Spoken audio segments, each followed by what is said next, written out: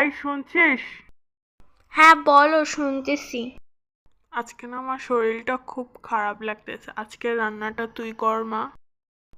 কি বলছো, তোমার শরীর ভালো লাগতেছে না? আচ্ছা আম্মু, তুমি কোনো টেনশন নিও না, তুমি যাও রেস্ট করো, আমি এদিকটা দেখে নিচ্ছি।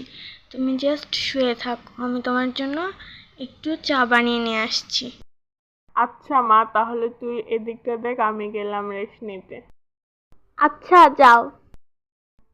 আমার মেয়েটা আমার কত চিন্তা করে। যাই যে দেখি কি রান্না করা যায়।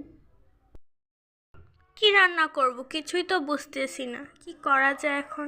আম্মুকে গিয়ে জিজ্ঞাসা করি কি রান্না করব।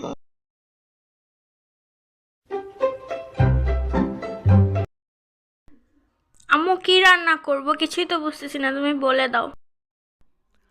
ওইখানে দেখ যা আছে তাই রান্না কর আজকে। আচ্ছা ঠিক আছে। হ্যাঁ যা, আর আমাকেও 1 কাপ চা দিয়ে যা। আচ্ছা তুমি রেস্ট করো, আমি তোমাকে চা দিয়ে যাচ্ছি।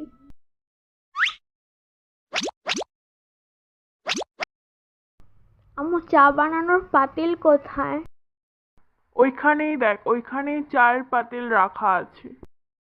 আম্মু চায়ের পানি কতটুকু দিব? 1.5 কাপ পানি দে, তাহলেই হবে। আম্মু চা পাতি কতটুকু দিব? 1 চামচ চা পাতি দে। আম্মু চিনি কয় চামচ দিব? 4 চামচ দিয়ে দিব নাকি কাঁটা চামচ দিয়ে লেপে চিনি দিব?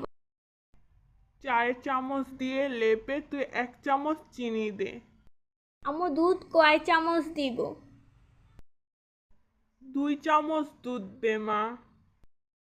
দুধের পট কোথায় রাখছো, খুঁজে পাচ্ছি না। ওইখানেই দেখ, ওইখানেই পাবি, ওখানেই আছে। চাপাতি কোথায়, দুধ কোথায় রাখছো? পানি কতটুকু দিব, পাতিল কোথায় রাখছো? গ্যাসের চুলায় রান্না করব নাকি সিলিন্ডারে রান্না করব? তোমার কি আরো কিছু লাগবে? না থাক, আমার কিছু লাগবে না, তোর কাজ তুই কর, আমার কাজ আমি করি। তোকে দিয়ে আর করা লাগবে না আমার রান্না, আমার রান্না আমিই করি।